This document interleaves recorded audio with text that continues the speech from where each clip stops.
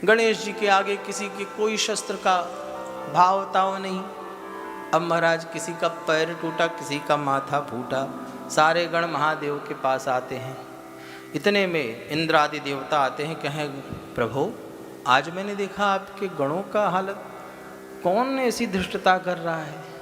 वीरभद्र के लंगड़े चल रहे हैं और भिंगी सिंगी भी माथा फोड़े हुए रक्त प्रवाहित हो रहा है, बात क्या है?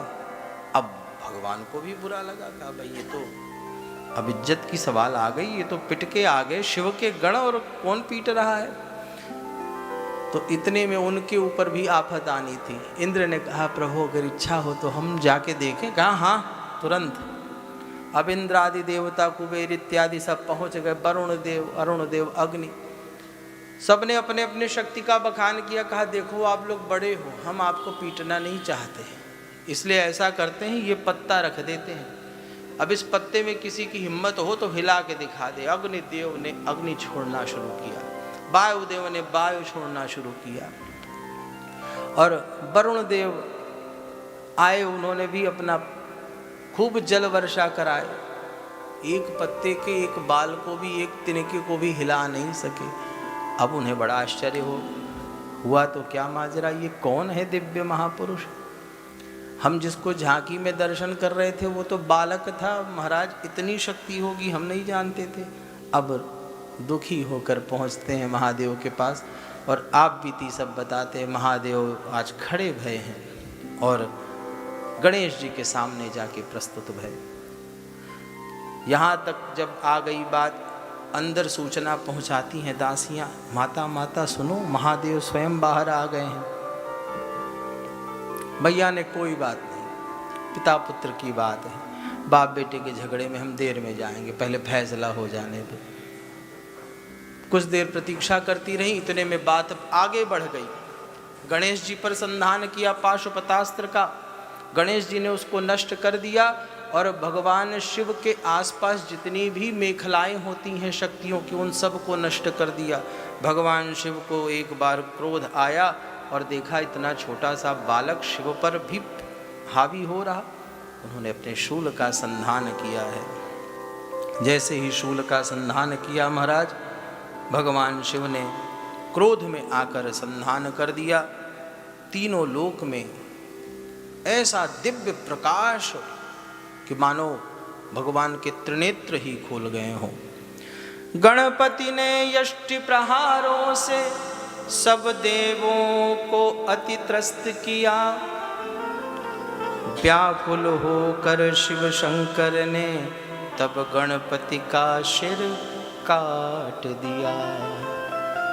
त्राहि माम, दोनों दासियां पार्वती जी के पास जाके कहने लगी मैया बचाओ बचाओ, जिस बालक का आपने अभी अभी निर्माण किया छोटा सा था, भगवान शिव ने उसका सर ही अलग कर दिया है, रक्षा करो रक्षा करो।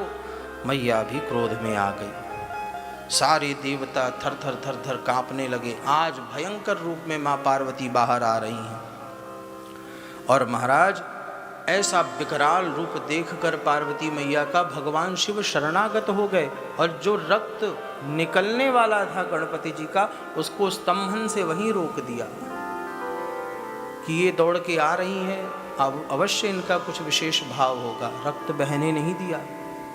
सर तो अलग पड़ा रहा बालक का और उस सर को देखकर ऐसा रुदन हुआ कि पूरे त्रैलोक्य में महाकाल मानो तांडव करने लगे। देव देव महादेव भक्तानाम भयप्रद, नमो नमस्ते बहुशः कृपा कर महेश्वर। महेश्वर कृपा करो, इस बालक को तुरंत जीवित करो। भगवान शिव विचार करें, इतने में ही भगवती के दिव्य गण प्रकट होने लगे। अनेक प्रकार के महाकाली के स्वरूप प्रकट होने लगे। पूरे विश्व में हाहाकार मच गई महाराज। और भगवान शिव ने उनकी आज्ञा को मानने के लिए उनकी स्तुति प्रारंभ की कि आप क्रुद्ध मत हो, वरना सृष्टि ही नहीं बचेगी, फिर इस बालक को जीवित करके क्या प्राप्त होगा। जगदम्ब नमस्तुभ्यं शिवायै च नमोस्तुते, चंडिकायै नमस्तुभ्यं कल्याण्यै च नमोस्तुते। आप तो कल्याणी हो, आप तो दया की स्वामिनी हो, आप क्यों क्रोध कर रहे हो? और पूर्व दिशा की ओर आदेश दिया शिव ने अपने गणों को कि जो भी सद्यः जात बालक हो उसका सिर लेकर आओ। किसी भाग्य के कारण, दुर्भाग्य के कारण एक हाथी का बच्चा जो जन्म लेते ही अपने शरीर को छोड़ने वाला था, इधर शरीर छूटा और शिव के गणों ने उसको, उसके सर को लेकर आ गए।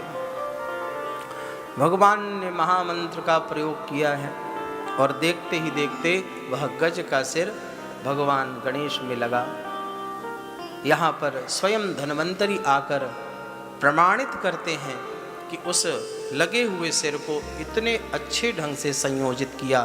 शल्य चिकित्सा की उत्कृष्ट भावना यहाँ आ गई कि एक मानवीय गुण के साथ वह सिर लग गया और समस्त मेधा, समस्त गुण उस गज के मुख में आ गए और हमारे भगवान गणेश गजानन बन गए। बोले गजानन भगवान की।